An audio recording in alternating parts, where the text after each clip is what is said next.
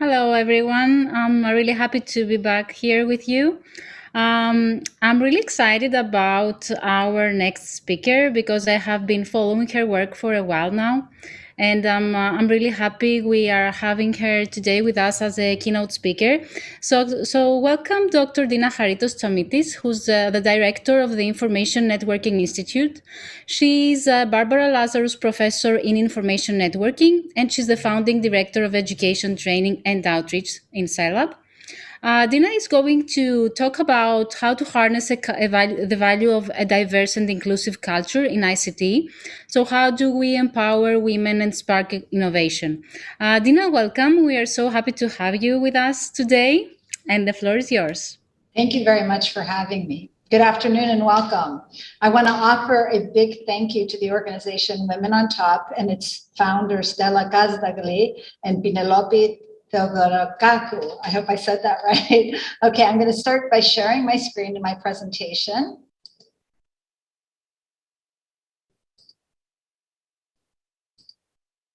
Okay, so as Stella mentioned, I'm a professor at Carnegie Mellon University in the United States, and I'm also a trustee of the American College of Greece. I'm joining you today from the Alba Business School in hot and sunny Athens, Greece. When I joined Carnegie Mellon in 2000, one of my first global initiatives was focused on Greece. I designed and launched my department's information networking master's degree here in Athens, which ran until 2011. It was the first ever Carnegie Mellon degree program to be offered abroad. And it was in Athens, Greece, which made it very meaningful for me, given that I'm a Greek American.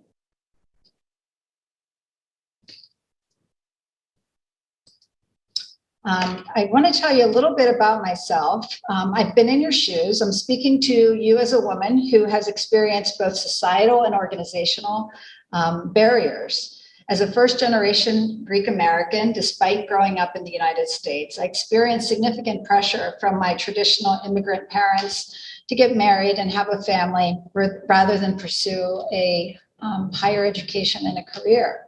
I didn't want to choose one or the other. I wanted both, and therefore I chose both. I will be sharing also my experience and insights about changing the culture of my organization from being very male-centric to one that is welcoming and inclusive to all. I led my organization through a cultural transformation, increasing the number of female students from 6% in 2002 to almost 50% today, and achieving a gender balanced faculty of 50% as well, which is pretty extraordinary in the historically male dominated field of engineering. Today, we will talk about the inherent barriers facing women in tech today, discuss how diversity and inclusion drive innovation and why that's so important, explore what companies and you as individuals can do to build a culture of support and inclusion to break down barriers for women tech entrepreneurs in Greece. And along the way, I'll share examples from my personal experience and research to leave you with actionable steps and takeaway. So where are we today? Let's look at gender representation in the Greek workforce. As of 2020, according to a study by Eurostat, Greece has the 5th highest gender employment gap among European countries. Women represent only 20% of the Greek parliament and 30% of corporate management. There are a few more statistics that I would like to add. And these statistics came out of a study done by George Kiparisiadis of the American College of Greece. Greece ranks near the bottom throughout Europe, also with respect to the ratio of female board members. But in the public sector, we find that participation of women is high at more than 58%. Now, let's try to understand the why. In Greek society, we know that traditional gender expectations place the burden of household and childcare on women. Gender discrimination seems to be a low priority in Greece among the general public. For example, we know that workplace diversity and inclusion is a relatively new trend in Greece, mostly dictated by European law. However, since the majority of businesses in Greece are small and medium-sized family-run, this EU policy doesn't necessarily apply. Thus, diversity and inclusion may not have been prioritized in these organizations, either because they don't see a need for it or they don't understand its value. What we do know is that women want and need more supportive, inclusive workplaces, evidenced by a larger number of women drawn to the public sector, where they may be able to have a better work-life balance in comparison to those in private organizations. But most striking is the gender disparity among entrepreneurs in the ICT space. Analysis by the Organization for Economic Cooperation and Development, or OECD, the report in 2018, found a gap in startups and investment, indicating significant sociocultural gender bias in Greece. Men are twice as likely as women to be self-employed. 90% of innovative startups seeking VC investment have been founded by men. And women-owned startups receive 23% less funding and are 30% less likely to have a positive exit compared to men-owned businesses.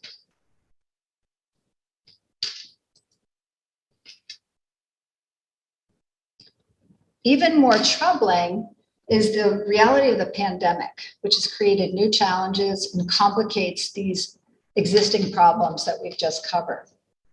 Research has shown that the pandemic has disproportionately affected working women. In fact, the pandemic threatens to reverse years of progress towards gender parity and representation in the workplace, turning back the clock at least by 10 years. Female representation is not, in the workforce is down to levels not seen since 1988. Globally, millions of women have left the labor market since the beginning of the pandemic, and the number continues to grow. And economists predict that the gender wage gap will widen by 5 percentage points, and it will take more than 10 years for the gender wage gap to close to what it was before the pandemic. But amidst these challenges is an opportunity for each of you as individuals and as organizations to step up. Now let's talk about how. Well, to put it simply, diversity unlocks innovation by creating an environment where outside of the box ideas are heard. First, supporting women in the workplace leads to economic growth. A study by the European Commission cites that if women held digital jobs as frequently as men, the European GDP could be boosted annually by about 9 billion euros. A McKinsey study also found that $13 trillion could be added to the global GDP if action is taken now to achieve best-in-region gender parity improvements by 2030, such as investments in education and digital and financial inclusion. And second, research shows that more diverse teams drive more successful outcomes. The Harvard Business Review found that more diverse companies are more likely to increase market share and capture new markets. 45% report they're more likely to report more market share growth over previous years, and 70% more likely to report that the firm captured a new market.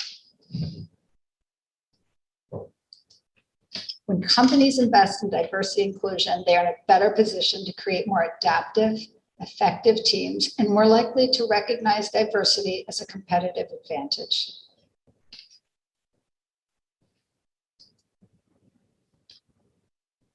So, how do we get there? We need to have a culture in place that supports it. And we're going to talk about this in two ways: what organizations can do and what you can do as individuals to leverage diversity and create change.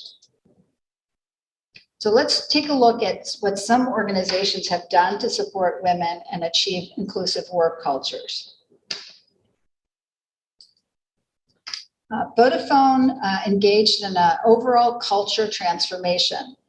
They started the process with having very ambitious, lofty goals. They wanted to reach, to be known as the best employer of women by 2025. So they focused on changing its culture to address gender inequality by making the company a more attractive place to work for women, promising to increase representation of women in management and leadership positions to 30% by 2020 and become the best employer. And what they actually did, they raised the positions of management from 24% to 37% women in 2 years, which is incredible. They also established the Reconnect program that enables women to return to work after a career break, which, as we know as women, is very important for us. They introduced lean-in circles that provide mentorship and support to female employees. And they implemented a global maternity policy that offers an additional 16 weeks of fully paid maternity leave on top of the 17 weeks proposed by law. Salesforce looked at gender pay equity. They conducted a salary review of 17,000 employees. And they made significant pay adjustments and invested nearly $3 million to eliminate statistically significant differences in pay. Intel had led an initiative in building the pipeline. It offered camps in US middle schools to inspire girls to become technology innovators. It connects more girls to the internet and to basic technology skills so they can access the new economic and social opportunities. IBM developed a workforce re-entry program. Now, IBM has had a long history in diversity and inclusion initiatives, creating meaningful roles for female employees since the 1930s. Its career re-entry program enables women who've left the technology workforce for more than 2 years to engage in a 12-week internship program, working on real projects with senior mentors. So these are all some exemplary companies who've made serious investments into diversity and inclusion, and it has paid off. Let me share a little bit about my personal journey with you. Although I've had to overcome a lot of barriers to get where I am now, I believe women shouldn't have to face the same challenges as I did a generation ago. Here are some of the challenges that I've overcome. I balanced education and career as a single mother of 3. I dealt with bias, both conscious and unconscious bias, as well as blatant discrimination as one of few women in a technical field in academia. I overcame imposter syndrome, which is a phenomenon of feeling like a fraud despite being accomplished. More than 70% of professionals experience this at some point in their career. And I actually do a talk on focusing on overcoming imposter syndrome by giving strategies to people on how they can utilize these strategies to overcome these feelings. I encountered pay equity and negotiated my salary to address the pay gap. And this is something that I encourage everybody to do. And it's hard to do unless we really know that indeed there is pay inequity in our organizations.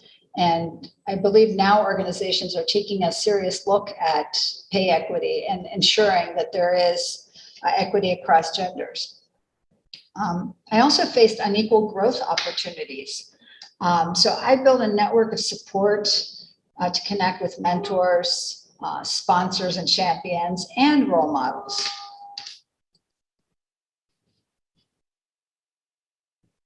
As a leader in tech, I sought to affect change so others wouldn't have to deal with the same struggles. I did this by changing the culture. I holistically looked at measures beyond the classroom and aligned our organizational practices with our values. For my students, I created resource groups. The first one being Women at I&I, we call it WINNIE, to foster a nurturing and inspiring learning environment. This gives our female students a safe place to come together to share their challenges, but it also brings together their male counterparts to become allies and advocates of change. For faculty, I established an inclusive teaching initiative to ensure an equitable learning environment. Many of my faculty have been teaching for decades, and in engineering, the classroom has evolved from having mostly male students to now being a very diverse classroom with 50% women and people of all different backgrounds and ethnicities. So the same strategies that were used 2 decades ago to teach and the pedagogies are not effective for the same audience. For staff, we created a team charter, which is a shared set of values and expected behaviors. And I host an annual team building retreat to foster community. And for the overall community, I sponsored attendances at conferences to support networking and professional development with a focus on conferences geared towards diversity and inclusion in the field. And this is for my entire community, faculty, staff, and students, as well as alumni. So that leads to what you can do to become an agent of change. And I love this slide because it shows many of my students from over the years, and they all have remarkable journeys and have achieved just great success. And this is what makes me most proud about my work. So put yourself outside of your comfort zone, especially as we emerge from this pandemic. This is one of my favorite quotes, and it's by Regina King, who is an Academy Award winner. "Comfort zones are where dreams go to die." That quote really speaks to me because I think a lot of us have a tendency at times, and many of us during the pandemic, sometimes there's fear, sometimes there's complacency, sometimes it's just comfortable and we don't want to take risks. But I encourage you to put yourself outside of your comfort zones because that's when you're most likely going to learn the most. If you're comfortable, you're not learning and growing. Don't be afraid to fail because that's when you learn the most important and lasting lessons. Number 3, be authentic and create your own path. Don't try to change who you are to fit into a role. Bring your unique perspectives, insights, and talents to your role. Society may be telling you what you're supposed to be, but I urge you to forge your own path. Overcome those feelings of not belonging, reframe your thinking, push past societal blueprints.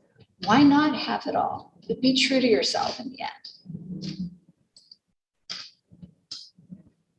3, nurture your network and lift others as you rise. You have an opportunity to influence the culture in your organizations and community. This is a picture with me and my student organization, WINNIE, when we get together to celebrate graduating students. And it's wonderful to see them transform from the moment they start the program to the end of their program, where they've just developed so much confidence. Find and nurture your network. Join employee resource groups at your organization, and if they don't exist, create your own. Seek mentors, champions, and sponsors. Find like-minded people and connect with them. This gives you the opportunity to support each other, to have each other's backs, to call upon whenever you're facing a personal or professional challenge. Establish your credibility as a thought leader in the field and engage in outreach to build the pipeline. It's a personal responsibility of mine that I feel to help build the pipeline of the next generation of women in technology. And always remember, we are a sisterhood. Number 4, ask for what you want, if that means negotiating your salary or asking for promotion. My colleague at Carnegie Mellon, Linda Babcock, has written several books on this topic. Ask for it, how women can use the power of negotiation to get what they really want. and negotiation and the gender divide. And we know that it's a very real phenomenon. So please, either read the book or just take my advice, ask for what you want because you deserve it. You've earned it. And in closing, be reminded of the name of this conference is Power, providing opportunities for women's economic rise. I urge you to reflect and recognize your power to affect change and seize it to help your organization, yourself, and society. Thank you. And in my slides, I believe the organizers will provide you. I have a bunch of resources that you can engage in further reading, the references for my slides and also further reading. And if you'd like to connect with me, my email is dena@cmu.edu. I'm on Twitter at INIDena, and feel free to connect with me on LinkedIn. Thank you very much. Thank you so much, Dena. I have two questions on the chat to ask you if you are ready to. Sure, I'm happy to. One is, and I know of this piece of research because I've been using it in our work too. Back in the early 2000, I think Carnegie Mellon did a great change in the criteria they used in order to recruit women in its ICT programs. And from what I know, they dropped the criteria that wanted women to have a previous degree in ICT or, have taken some classes in high school. So because they found that young women tend not to choose those classes, they dropped the criteria and they said, you can come here and you can enroll in one of our ICT programs and we will provide everything you need to know during your first semester. And they saw their enrollment by young women soar. And I think this is still the case today. So I wanted to ask you if there are some other things that we need to re-examine. For example, the criteria of admission or the qualifications that we ask people to have when we try to recruit for a job, to hire. And if this, reevaluation of this criteria can help boost diversity in the technology sector. Yes, that's a fabulous question. And you're citing the research of my colleagues, Lenore Bloom and Carol Fries. And in fact, they removed these barriers to entry. And indeed, we saw the increase of in the number of women go to 50%. They also changed the culture, as I did, and they created a wonderful paradigm for others to follow. And I've been following Lenore's research for years. But this is also true in the workplace. And there's a study that suggests that if you look at an ad for a job, men will apply when they only have 60% of the qualifications. Women will not apply unless they have 100% of the qualifications. Unfortunately, this is how we're wired. We have this, men tend to be confident. Oh, it's okay if I don't have this or that. I'm going to apply anyway. I'm going to take a risk. Women, unfortunately, research suggests they don't take the same risk. So what we can do as organizations, and this is what I've done in my faculty searches, is whenever you create an ad for a job, the research suggests that you make it as broad as possible. So instead of honing in on all the, your wish list of everything you want to find in a candidate, make the description be broad. That way you broaden your pool and you will likely have a larger pool of application from women.